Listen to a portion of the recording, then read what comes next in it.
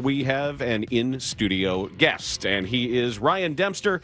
You can find him on Twitter at Dempster46, MLB Network analyst and host of Off the Mound. And there is going to be an exciting version of Off the Mound with Ryan Dempster coming up, and it is benefiting Special Olympics Illinois. Ryan, welcome. Thanks for coming in. Thanks for having me, guys. Yeah, I'm excited for this. It's going to be a lot of fun. Yeah, tell us about what that night is going to be Saturday, July 20th at Park West in Chicago. Yeah, we're going to do an off-the-mound show. We did one last year at the Vic Theater, which was a ton of fun. We had a blast. We had great guests. One of those guests will be coming back again at his request. He was a little disappointed. I had one in Arizona, and I didn't invite him. He said, I'm not big enough name to get on the show. So Anthony Rizzo will be there, which will be fun. We got Jeremy Roenick will be there. Moises Alou will be coming back to Chicago and be there. That'll be entertaining. I thought it'd be fun to maybe play a segment like "What's on Our Hands." That could always be entertaining. And then they always funny and entertaining. Jeff Garland will be in the house. So plus more. We got more surprise guests coming up, and like you said, it benefits Special Olympics Illinois, which is a tremendous organization that does a ton of great work. Over 23,000 athletes. As well as over 17,000 young athletes between the ages of 2 and 7, and giving these kids with intellectual disabilities and challenges an avenue to let loose and have fun and find out about themselves and really kind of breeds confidence. It really does. And so I'm excited to partner up with them and do this benefit. And we're going to have a great night, so don't miss out. And if people want tickets, go to offthemound.com. Speaking of fun, this Cubs team has got a little bit of that spark in it amid everything that has gone on around the Cubs this year and all the stories and a lot of the stuff that's broken into the news. Bottom line is, when you look at the baseball, this team's got a bit of that little baseball magic feeling that we haven't had around here even all through last year. Yeah, I think for sure I would agree with that. I think they're extremely driven. It's hard to say you have a 95-win season and you're disappointed, but they were. No, and it didn't feel good. No, it didn't. And you know, that came from also Milwaukee played so great in September, led by Christian Yelich, who won the MVP. But guys, when you get used to winning and you're, sitting there moving on to the next round and the next round, and all of a sudden you're going home after a one-game playoff game, it doesn't feel very good. And these guys they worked hard all winter. They worked hard all spring. They got a workman-like attitude as far as taking care of business, but at the same time, like you said, having fun. And it seems like it's like a different guy this night, a different guy that night. And teams that I've been on that have had success and taken that far into the postseason, that's usually the case. When it's not always just one or two guys, it's everybody. And every night it could be somebody different. It's been fun to watch them play. Our guest is Ryan Dempster here on the Bernstein and McKnight Show. Starting things off a little different this morning. You've been part of bullpens. You've been part of rotations. I find that part of your career kind of fascinating. I wonder, as you've been in some bullpens that have struggled out the gate like the Cubs did, how tremendous an effort is it to get that back on the right track, to just stop walking guys the way they did? Because I don't know that it's been stressed enough how impressive a turnaround they've all made. Yeah, and I think exactly what you talked about, the walks. It wasn't like they were getting hit around. It was getting themselves in trouble with free passes and letting guys on base. And that's hats off to Tommy Hotovy, the pitching coach, to Mike Borzello, to everybody, to the entire staff, to be able to sit there and have those open conversations, that open dialogue with guys to say, all right, what do we need to do to get back to right here? And are we trying to pick too much? Are we throwing on the corners too much? Let's throw it over the plate and let our stuff take care of itself. So, to do that and do it so early and kind of reset the ship after a week was really, really impressive. And they've gone out there, and you look at it across the board, even a guy like Mike Montgomery, I know he's got a high ERA, or CJ. Well, since CJ came back up, he's been dominating. Mike's come back healthy and threw 5 great innings the other day. So all of these relievers are coming in big situations and just quietly go about their business and just really complement what's been a stud rotation. What's your relationship with Tommy Hotovy been like? Because you've been part of the organization for a while, bouncing up and down. Hotovy has a very unconventional path to being a pitching coach in the big leagues. How well have you known him as he's come to his spot? Yeah, no, from the beginning since he's been here, and he's extremely hardworking and one of the hardest working guys there.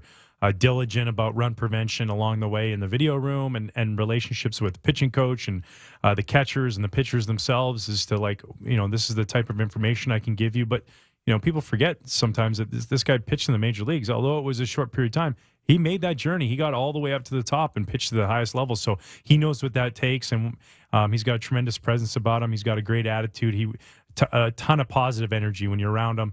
Always positive for the guys about things that they can do instead of things that they shouldn't or won't do, and it really comes across really well. It's a developing story, but a potentially significant one. The rehabilitation and reinvention of Tyler Chatwood, and seeing that stuff start to play in a way that was envisioned. And I wanted to ask you about his hands. He talked about changing his hands, changing that break point a little bit, what he's doing before separation.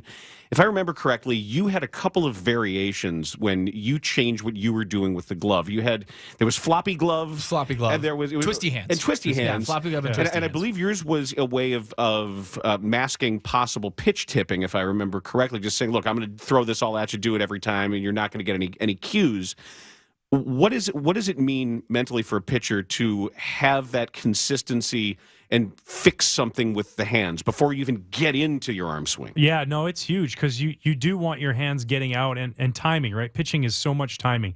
Getting your arm up on top the way you want it to get your hand in the right position to be able to throw the ball where you want. And I think Tyler last year really struggled with being able to get his hand in the right spot at the right time, and the inconsistencies there. And he worked really hard this winter to get a comfortable position where you're getting your arm in the right slot. And now all of a sudden that fastball, instead of sailing off or biting down in the dirt, it ends up going where you want it to go. And the stuff has always been there. The stuff was there last year. His problem wasn't getting hit around. It was throwing it over the plate. And you see it. He goes out there in extra innings, throws 4 no-hit innings. He walked 3 guys. 2 of those were unintentional, intentional walks. It was, I'm not going to let this guy beat us in this situation. I'm going to pitch around him. So it really, really was important, and he worked hard at it. He worked hard at it all spring training. He had the support of the team and Tommy and everybody working hard to get him in that position to succeed. And then what happens? Confidence starts taking over, and it just starts snowballing. Now all of a sudden you get to that place where you feel like you can get anybody out at any time, and he's showing that right now. We were blown away in spring training by the ubiquitousness of the cameras, whether it's the Edgertronic cameras, Rapsodo, what's going on with Kinetrax. And we talked with Kyle Hendricks about it a little bit. And Tommy Hotovy understands how to apply all of this information, all this data, all these images. I think every athlete is different as far as proprioception, of knowing where you are relative to your environment. When you see yourself on video, when somebody can come to you and say, no matter what you think your hand is doing or your arm is doing, here's what it looks like. Here's what it's actually doing. This has got to be the secret sauce now of coaching, of these aha moments of finding where one meets the other. When I hear Tommy talk about it, is that where the breakthroughs occur with some of these guys? Yeah, I think, just, the biomechanics of pitching now and the ability to take data and how do you use it is so huge, because you can give me all the information in the world, and if I can't implement it, it's no good.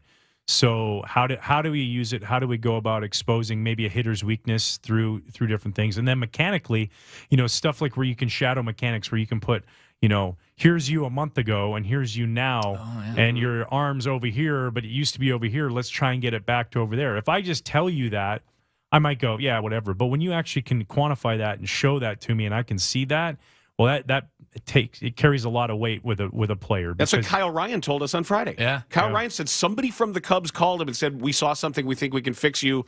Let me come out and show you. They literally put a computer in front of him and said, we think you can do this better. Yeah, and then you just lock it in. Repetition, repetition, repetition. And then sometimes there's days where you can give me all the information in the world. It doesn't matter. I'm just going to get you out. Like, I'd have a pitching coach go, well, don't throw this guy his slider. He's got slider bat speed. I'll be like, cool, not my slider. Like, I'll go ahead and throw it 3 times to him in a row. So, but there's also times where, hey, I want to use this information because we know that this guy never hits this pitch. And if he does, tip your cap, cool. But the percentages are so low that you would walk to that table in Las Vegas anytime because that's the odds in your favor. And I think that's what we're seeing with data. And then you have to have guys, and you have to have communication. I think that's like super important, and that's one thing I notice, with our entire staff and with the players is just the communication, to be able to have that open dialogue of like, also, what do you think? I'm going to tell you this, but what do you think? And let's be open about this and not have this a one-way street. Let's make this a two-way street so that we can all be successful. What's John Lester doing differently to outperform some of the peripherals at his age? Do you see anything that's different about Lester, or is it more like you with the slider? That's cool. Not gonna hit my slider. Yeah, no, I think just a little bit of evolving. I think that he's got a really good cutter this year. Yeah. He always had that cutter. John used to throw 95 with a 91-mile-an-hour cutter. Now he throws 90 with like an 85, 86-mile-an-hour cutter. But for whatever reason, it's shorter this year. It's quicker. It's harder. I saw it the other night when he threw. It was almost looking like a four-seamer till it got right to the plate. And then instead of a big break, almost like a slider-type break, it's just short and late. And you see guys just missing it and looks like they're right on it. And I think that plays well. And then location. And he's constantly evolving. And if you want to have a career at this in Major League Baseball, not a short job where you had a stint or a cup of coffee, you literally want that whole carafe of coffee, you got to make adjustments. And John Lester makes adjustments. What he's done in a Cub uniform, from winning a World Series to year after year posting up and doing his job when he is asked to, and then constantly evolving. Guys in the other box, there is scouts every single day in the stands watching everything you do, how you pitch, the routines you get into, the habits you fall into. And he's smart enough to know that, to always be trying to almost make the adjustment before he even has to. The great ones do that. They adjust before the guys on the other side, while they're thinking about adjusting, they're already making that adjustment. That's what he's doing. He is also remaining viable, as skeptical as I have been. Oh, yeah. In how we are judging careers, the size and shape of the statistical careers, the bodies of work of respective starting pitchers. He is a potential Hall of Famer in a way that I didn't consider before, because of exactly what you're saying and because of how the criteria are changing for starting pitchers. His whole body of work is getting there, and he's running up some of these counting stats now to the point where I think he's in play. His carafe is full. Yeah, it is. Yeah. Well, and then not only just like his regular season stuff, the stuff he does in a postseason, to win 3 World Series, to come here, break a curse, to be a guy that you want on game 1 of any series at any certain time in the playoffs. Those things hold water, especially when it comes to voters. And when it's all said and done, he'll probably rate over 200 wins or right around there. And that's a different standard than it used to be 20 years ago. So he really, to me, in my eyes, he's going to be a Hall of Famer. That's how I see his career, no-hitter, all that stuff that he does. He's a Hall of Fame human being, but just on the field alone, lived up to every bit of his contract so far. We are talking with Canadian Baseball Hall of Famer Ryan Dempster, a 2019 inductee, along with Jason Bay, Rob Thompson, and Gord Ash. And we will have more with him after a very short scoreboard update. I heard you on with Matt Spiegel here on Sports Radio 670 The Good Score, listen. telling wonderful stories about Lou Piniella. And those of us around those teams and around Lou just get a kick out of it. So Friday, we talked to Sam Fuld. And Sam was he was part of a movie premiere about being part of Team Israel, and we just wanted to have some conversation with him about that special thing. So we asked him for his best Lou Piniella story, and here it is. It was my first Major League at bat, and I had actually been up with the Cubs for 2.5 weeks, and I was like Moonlight Graham.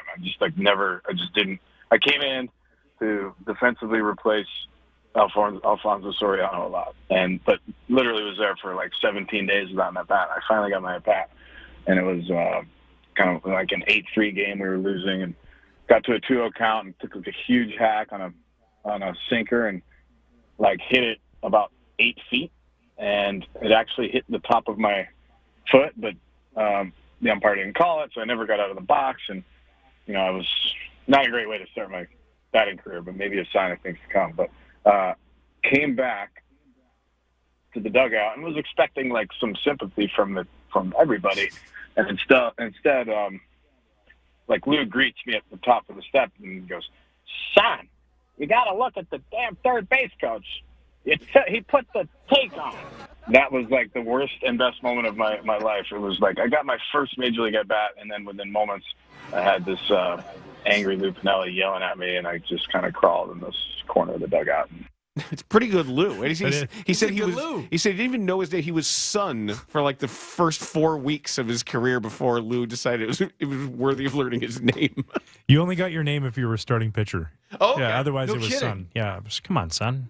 But he would get the pitchers' names wrong too. Like Scott Air was Stevie Iyer, right? Stevie Iyer. Yeah. So wait, he once told Corey Miller, who was our bullpen catcher, Mike Fontenot went 5 for 5, and then came into the locker room afterwards, and Corey was next to me, and he put his hand on Corey's shoulder. He said, "Wow, great game, son. 5 hits. That's tough to do in the big leagues."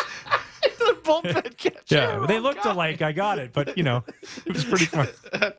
It's amazing how quickly the game has changed to where a guy like we never thought of him as kind of a true dinosaur. I guess he was. I guess really that was really an old time baseball guy in the middle of the 2000s, late 2000s. Yeah, no, well, he was old school. He was extremely smart, like incredibly intelligent when it came to life in general, but baseball and hitting and where you got to be and like a reliever come in and throw a first pitch fastball, and he's a slider guy, and he's like, well, if I wanted a fastball guy, I would have brought Howery in. Like he was in on everything. He just also might come down, from his manager's office in his tidy whities and grab some shrimp cocktail out of the kitchen, So you always had to kind That's a of combo, be man. yeah, it's a tough look. I never went in that kitchen again after that. So you're 30 years old that season. Sam Folds first. You saved 28 games, but you're not a starting pitcher. You're telling me Lou didn't know your name that year? no, he still called me son. That's amazing. Sometimes he called me Dempster. I was the closer. Yeah. I mean, he's got to know who you are mostly. It was funny that year. He called me up. I'd just blown a save in New York, and I think I blew like 3 saves that year, and 2 of them were to the Mets. And I'd blown a save that day. We're flying back from New York, and he called me up to the front of the plane, and I went and sat down with him. He goes, "Hey, Dempster, you like pitching, huh?" I was like, "Yeah. I mean, I'm not a hitter, so that's pretty much my only option here." He goes, no, like you're not a flamethrower. You don't just like to blow it by guys. You like to pitch. And I said, yeah. And he goes, tell you what, you close this weekend against the White Sox, and I'm going to put you in the rotation. So I was like super excited because I kind of was always hoping to get back there one day. And Yeah. I've been closed. This is my 3rd year now closing. So I get a save, I think, on Sunday against the White Sox, and I go up to Lou's office. Lou wants to see you. I'm like, sweet. I walk in, and there's Jim Hendry and Randy Bush, and I'm like, uh-oh. And Lou goes, hey, son, I kind of messed up. I realize we don't have a closer if I take you out of the closer's role. So we're going to leave you in there, and then you can start next year. And then he did. He let me do that the next year and had a great year in 08. He was a blast. I loved Lou. It was always entertaining. I couldn't wait to get on the bench for pitch number 1 to see what I might see during that game. If Javier Baez is the most interesting or compelling, dynamic, fun player we've ever seen, who's second on your list? Wow. Second on my here with the Cubs? Just in general, just somebody who you couldn't take your eyes off of because the way this guy played, there was always something new or different or exciting or remarkable that you expected to see. Yeah. Louis Castillo, the second baseman in Florida.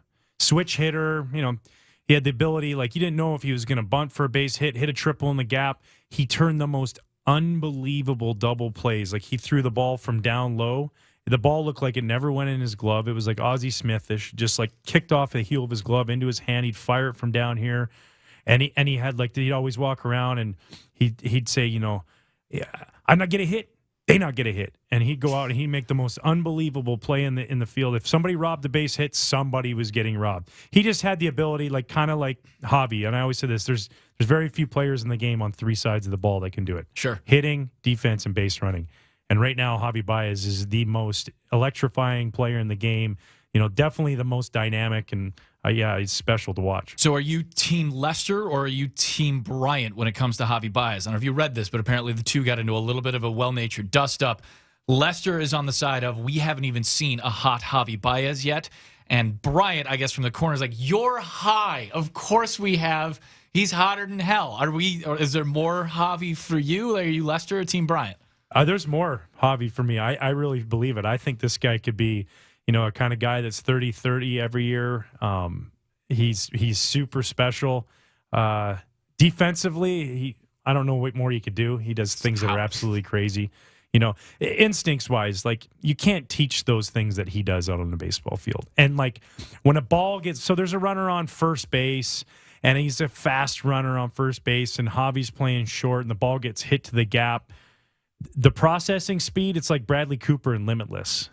It's like it's happening extremely fast. It's the ball here. Okay, I know who's running. It's like he's counting in his own head. I know I got 13 seconds. Otherwise, I'm throwing it to third. Boom. Dart to third base. You're out. All of a sudden, he was facing home plate, yet the ball went to third. He does things that nobody else does.